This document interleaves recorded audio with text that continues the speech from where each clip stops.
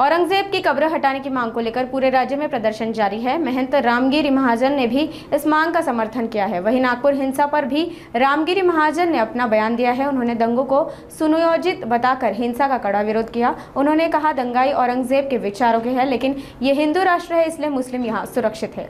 औरंगजेब हा एक आक्रांत होता।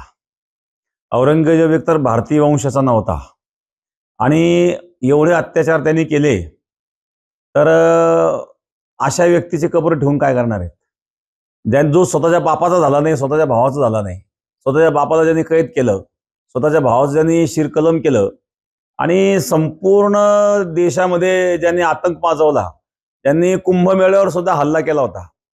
तर अनेक प्रकारची मंदिरं त्यांनी पाडली। भगवान कृष्णाचं सुद्धा मंदिर जन्मस्थान त्यांनी ताब्यात घेतलं, काशीचं मंदिर पाडलं आणि असे चांगले मोठे मोठे मंदिरं पाळून त्यांनी मस्जिदी बांधण्याचं काम केलं। मस्जिदी बांधण्याला विरोध नाही, पण मंदिर पाळून मस्जिदी बांधणं हे किती अयोग्य आहे। दुसरी महत्त्वाची गोष्ट, आमच्या संभाजी महाराजांना आणि धर्म परिवर्तनाकरता त्यांनी किती प्रयत्न केले, धर्म परिवर्तन लोकांचं करून घेतलं, संभाजी महाराजांची हालहाल करून मारले।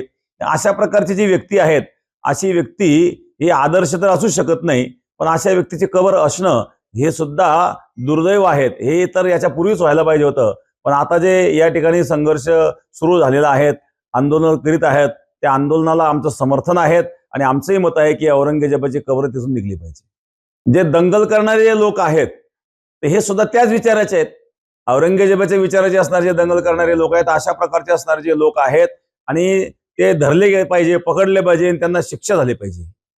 पूर्वनियोजित असल्याशिवाय घडू शकत नाही ना, कारण शहरामध्ये दगड कुठून यायचे? दगडफेक जर त्या ठिकाणी झाली, ज्या अर्थी दगडफेक झाली त्या अर्थी त्या ठिकाणी दगड अगोदर गोळा केले गेले आणि गोळा केले गेले म्हटल्यानंतर त्या ठिकाणी पूर्वनियोजित असलंच पाहिजे हे सिद्ध होतं। हे अराजकता पसरवण्याचं कारण ही असणारी जी मानसिकता आहे, सर्वच लोक त्यामध्ये दोषी असं मला म्हणायचं नाही, परंतु मुस्लिम धर्मामध्ये असे खूप काही मौलाना आहेत की ते भडकवण्याचं काम करतात। लहानपणापासून त्या मुलांना तशा प्रकारचं शिक्षण दिलं जातं आणि भडकवलं जातं।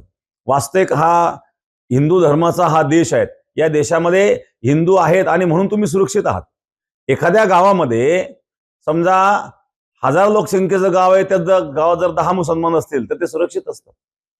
1000 मुसलमानांमध्ये जर 10 हिंदू असतील तर ते सुरक्षित नाहीयेत।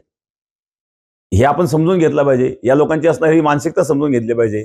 मग अशा प्रकारे असणारे जे मानसिकताचे जे लोक आहेत त्या लोकांवर या ठिकाणी दंडात्मक कारवाई झाली पाहिजे। सरकारची ही जबाबदारी आहे।